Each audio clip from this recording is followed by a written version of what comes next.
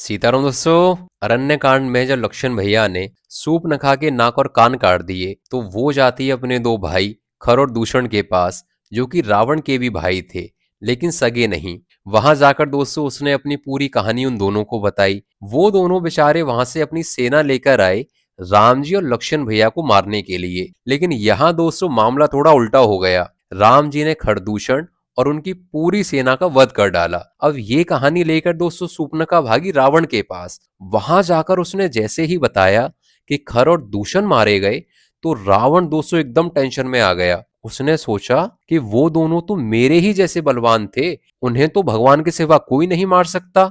और अगर वो दोनों भगवान हैं तो मैं खुद ही जाकर उनसे लड़ाई झगड़ा करूंगा, और जब वो मुझे मार देंगे तो मैं इस संसार सागर से मुक्त हो जाऊंगा। आगे उसने सोचा कि अगर वो दोनों भगवान नहीं हुए तो मैं उनकी स्त्री को हर लाऊंगा। इसके बाद दोस्तों रावण की लंका का और उसके कुल का क्या हुआ वो हम सभी जानते हैं। ये पूरी कहानी दोस्तों अरण्य कांड के 22वें दोहे से आगे की है। यहाँ दोस्तों रावण से सीखने वाली बात यह है कि रावण का गोल तो ठीक था कि उसे इस संसार सागर से मुक्त होना था, लेकिन उसकी अप्रोच गलत हो गई और उसी के चलते उसने अपना और अपने पूरे कुल का सर्वनाश कर डाला।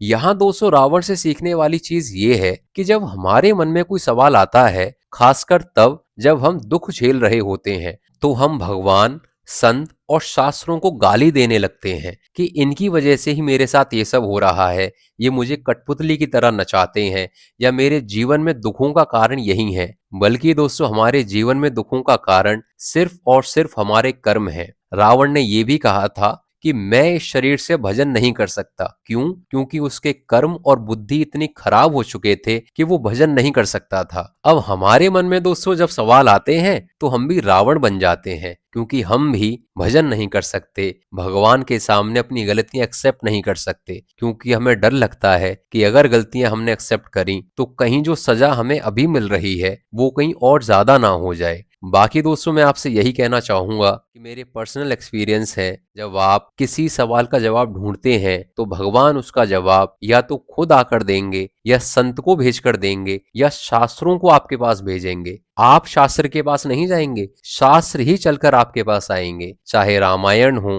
रामचरितमानस हो या भागवत महापुराण, हमें सिर्फ अपनी अप्रोच यानी कि सवाल करने का तरीका ठीक रखना है। एक्चुअली सवालों का जवाब ढूंढना है, ना कि बैठकर भगवान को, संतों को और शास्त्रों को गाली देनी है।